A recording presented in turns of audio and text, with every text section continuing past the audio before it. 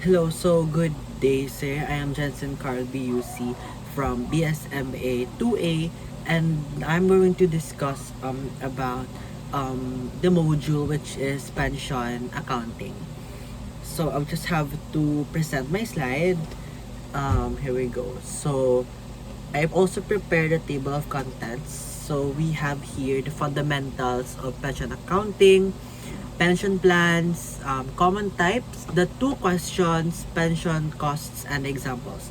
So I'm going to basically explain each of the table of contents. So let's now go first with the first content.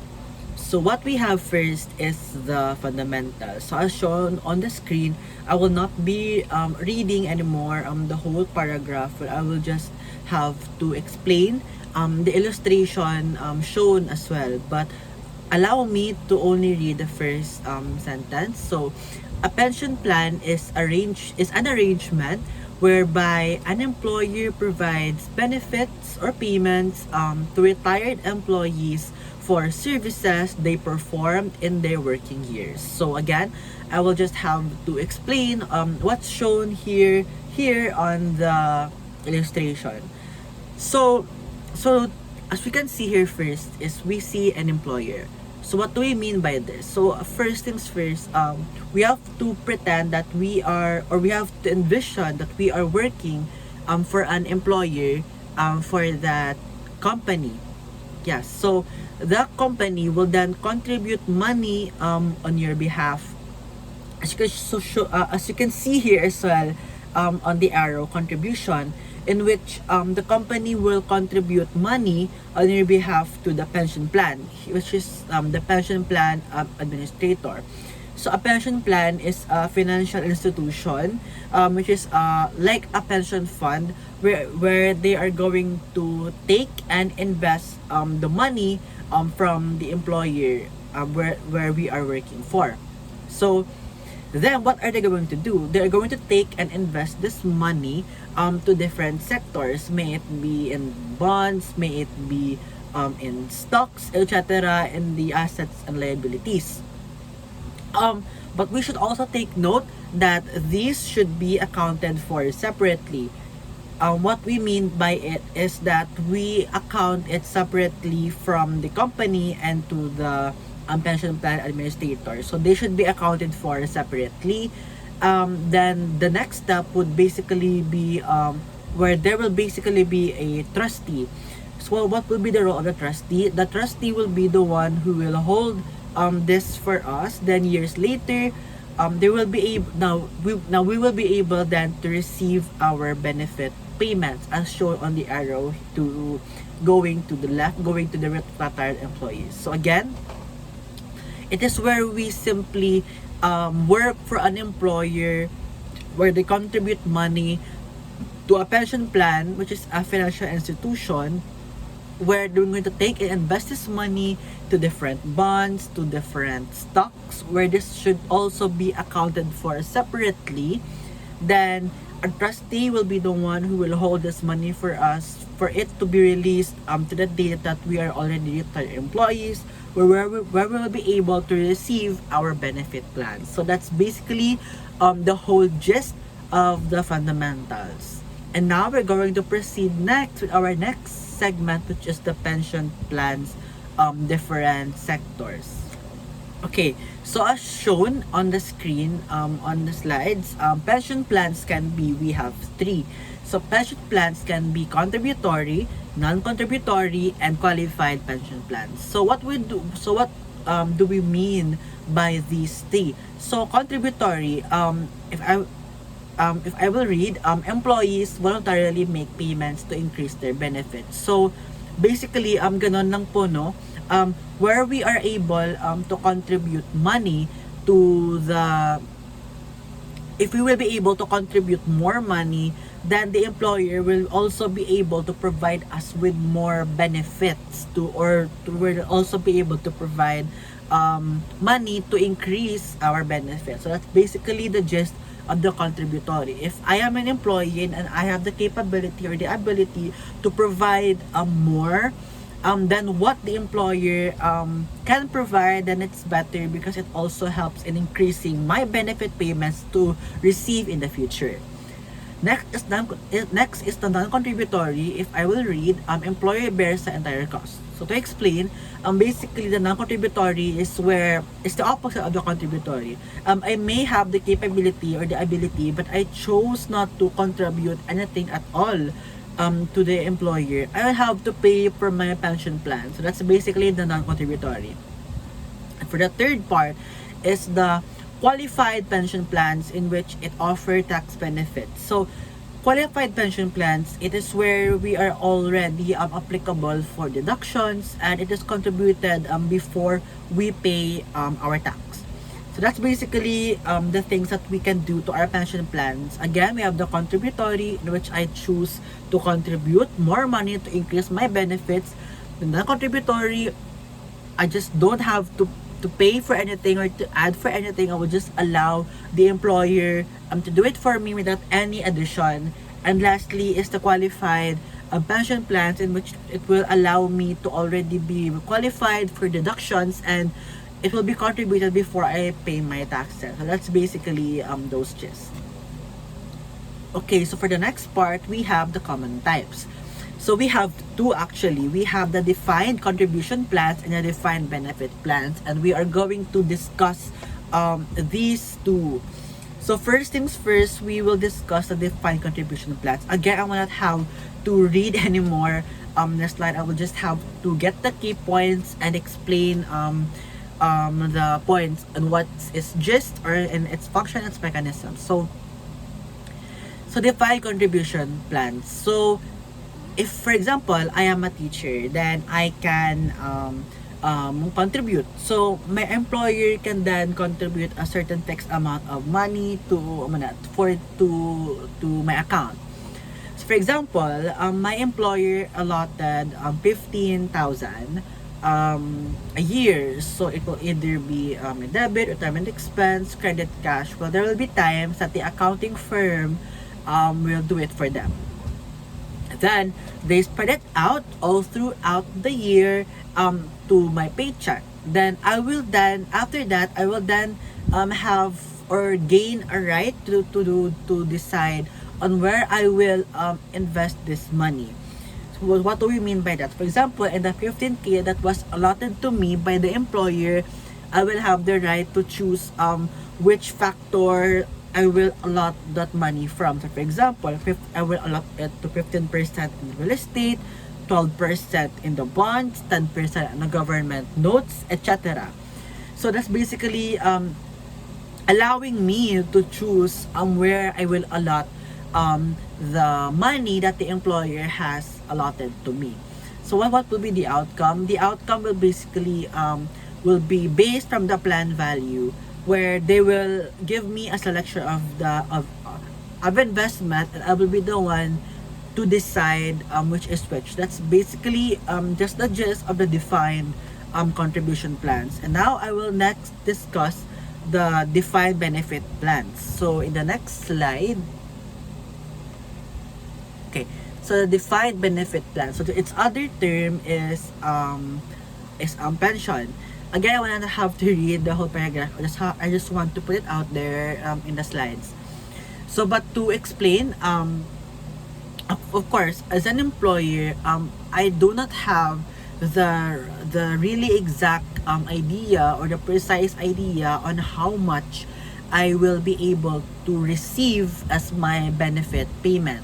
But despite not knowing the exact or the precise amount, I will still have a close idea, or like a close idea on how much I will be able to receive.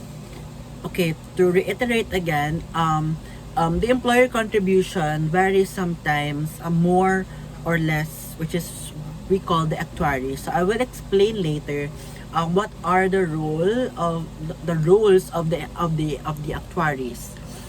But yeah, so basically it also depends on many factors, but in the defined benefit plans, the employer will be the one who will delegate or designate or will decide the investment in administering the plan, and the outcome in this will be limited, of course, and be determined by the plan's value, because the employer will be the one who will decide to where your benefit payments will go. So for example, earlier, if in the defined contribution plan, if I want 12% of my real estate, of my benefit to go to real estate, that's my choice. But in this case, it will be for the employer to decide how much, or yeah, to decide the investments that they were going to allocate it to the given amount of money. So next, going back to the actuaries. So what do we mean by actuaries? Actuaries are actually professions. So basically, they will be able to create predictions. No, they are able to create predictions and estimates and assumptions. And I will then proceed to the next slide. Okay, so here. So if I were to read, actuaries make predictions of mortality rates, employee turnover, interest and earnings rates, or early retirement frequency, future salaries, and other factors necessary to operate a pension plan. So we'll have to explain each, no? So first is the mortality rate.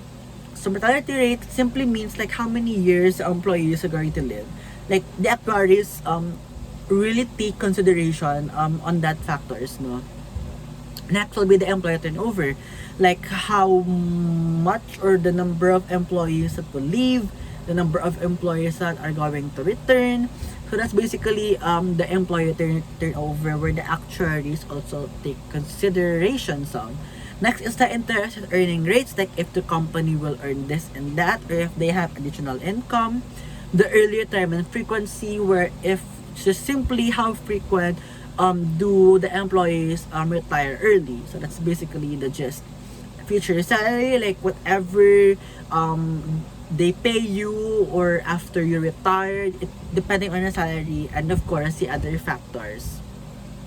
And again, they also compute the various pension measures that affect the financial statements, such as the pension obligation, the annual cost of servicing the plan, and the cost of amendments of the plan, in which we're also going to discuss this on an earlier note. So next part now will be the two questions. So what are the two questions that we have here? So first is, what is the pension obligation that a company should report in the financial statements? And number two, what is the pension expense for the period? So I will have to explain each, no? Okay, so first is, what is the pension obligation? I will just have to go to the next slide. Okay, so pension obligation. So if I will have to read, employer's pension obligation is the deferred compensation obligation it has to its employees for their service under the terms of the pension plan. So what do we mean by this, no? So a pension plan is simply a liability. It is a deferred compensation obligation to the employees. So first things first is that we need to look at its benefits of vested employees only at current salaries. Again, only at current salaries. So for example, we have or the employees earn 90,000 salary a year. So if she work, or if an employee works, so let's say let's give it with a she. So if she worked that year, while she's vested for one calculation, that's already called what we have here, the vested benefit obligation. Again, if the employee works for a year and earns 90k salary a year, then if she's working for that year, she's already vested for one calculation. So what do we mean by vested? Vested means she worked for that year. That's basically it. And based on her salary, this is how much the company will be responsible for the future. Also, because that she worked that year, she might also have non-vested yeah, she will also be considered non-vested, which means she worked this year. But if she stayed another year, that means she will get more money or more salaries. That is now what we call the accumulated benefit obligation. But invested and non-vested employees only at future years, they look at projected benefit obligations like our future salaries. It is already now part of the defined benefit obligation, where we utilize the largest amount that the company should be responsible for. So how do we compute it? So as you can see here on the graph, we see here the present value of expected cash flows computed by actuaries. So again, the actuaries that we have mentioned beforehand. So how to compute it will simply be the present value of extended cash flows and the present value of those obligations, like 30 years later, what will be the additional this yeah. So we have questions actually, like what would the company report in the financial statement? So we have two. We have the overfunded and the underfunded status of their defined benefit obligation or a defined benefit pension plan. So how do we determine if it's overfunded or underfunded? Well, we have mentioned here earlier that we have what we call the pension the pension benefit obligation, or we call it the PBO. We also have here the plan assets. What is the plan assets? The plan assets are the company where the company contribute money to a pension fund, and the money is in this fund is invested. It's basically the plan assets. So now we're going to compare this number, the plan assets, on how much we have in the plan pension fund. So for example, we have the PBO. So our PBO is 10 million and our plan assets is 12 million. So as you can see that our plan assets is more than our PBO, therefore we are overfunded. Then of course, we are going to be underfunded when our PBO is going to be higher than our plan assets. So what do we mean when we are overfunded? Meaning we don't have enough assets to meet as of today to meet this PBO. So that's basically it. And now we're going to proceed next with the second statement. I'll help to next slide. Second statement accounts for what is the pension expense for the period. So what is a pension expense? So a pension expense is an expense that we need to report on the income statement. So we have here 5 factors we have to read. So the first factor is a service cost for the year, amortization of prior service cost, interest of liability, actual return on plan assets, and the gain or loss. So we have also here shown the 3 components of pension costs, which is a service cost, net interest, which will be accounted for the net income, and the remeasurement on the other comprehensive income. So I will just have to explain the important parts. So service cost of the year will simply mean to increase our pension expense, of course, because it is simply the cost for the year that we need to be accounted for. Amortization of prior service costs will also increase. The interest of liability will also increase. Why? Because this is a pension benefit obligation. This is an obligation which is based on the present value. Any long term in the liability will have interest component. How about the actual return on a plan asset? So this is basically we're going to now deduct, So employer will contribute money to a pension plan, to a pension fund with those investment, earned return and interest, where return is the opposite of an expense. So that's basically just the explanation, where the return is the opposite of an expense, so it's only reasonable to deduct it. And lastly, the gain or losses. Of course, gains, we gain something, it increases something. Loss, the deductions, reducing something. And we will have these changes of the application themselves, So again, to specifically I really want to highlight service cost here, especially the prior service cost, in which we will have retroactive benefits, of course, for the employees. So for example, I started a business in 2020. then 9 years later, they want to give their employees benefits in 2029. So that's 9 years later. So what are they going to do is they are gonna reward those in 2020 sa 2029. Like that. So for example, it's gonna cost us 5 million to reward these employees in this plan. So what do we do is the 5 million, it's going to be expense related. You know, where we are going to park this first in other comprehensive income then expense, which also allows us to amortize it. So we are going to explain this in an example, especially on a computation for the pension accounting. Okay, so now we are here in the last part, which is an example. So for the given, we have here projected benefit obligation on the first year, January 1, year 1, before amendment. Take note, before amendment, which will cost us to 50,000. Plan assets, also on the same year, 200,000. Pension liability, 50,000. We have here, no? On January 1, year 1, Jessico, through plan amendment, grants prior service benefits having a present value of 80,000, service cost 40,000, settlement rate 10%, actual expected return of plan assets 30,000, contributions funding 40,000, benefits paid to retirees 10,000, and prior service cost amortization for the year 1 will be 5,000. So we are going to basically dissect each and just going to encode it on our slide. Okay, so this is basically the whole. So we're just going to have to first cut it, no, bits by bits.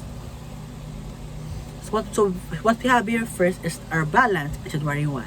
So as you can see that our projected benefit obligation will be 250,000. Sorry, no, I mentioned pension benefit obligation, but it's basically the projected benefit obligation, which is our PBO.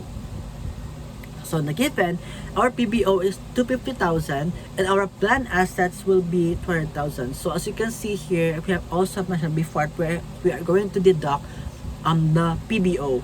And now we have here our pension asset or liability, which is 250,000, which is the negative 250,000 plus 200,000, which will gain us or which will result to us a negative 50,000. Next to account for is our prior service cost and the given, which will be 80,000, and again our prior service cost will be deducted in the PBO as shown on the screen. Next is the next given, which will be the balance, no, which is the 330,000 balance left on the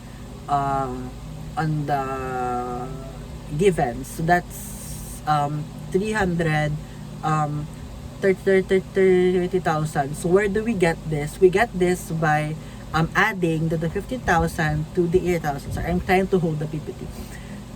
So we will get 30,000. Next, we have here the service cost, and our given, it will be 40,000. It will be under the actual pension expense, but again, it will be reflected to the PBO, which will result to the negative 40,000. Next, we have here the interest cost. So where do we get the interest cost? It's basically the 30,000 times the settlement rate of 10%, which is 32,000. And of course, again, it will be reflected to the PBO, which will result to negative 30,000. Next is the actual return, negative this time in the actual pension. Expect it will be going to plan assets with a positive value. Next, we have contributions, which will be cash. So a negative of cash here on our journal entry, and it will be reflected on the plan assets as addition. Next will be the benefits paid. It will be a positive 10,000 to the PBO and negative 10,000 to the plan assets. Next will be the amortization, no? it will be given, which is the prior service cost amortization for the year one, which is another given as well, which will 5,000. it it will belong to the annual pension expense of 5,000 and negative para service cost. And now we're nearing to the journal entry, which we get here on the screen. So we get from the annual pension expense of 48,000 by adding all of the accounts here. For the cash, we have negative 40,000. For the prior service cost, simply just to add again 75,000. And if we add all these, we get the negative 83,000.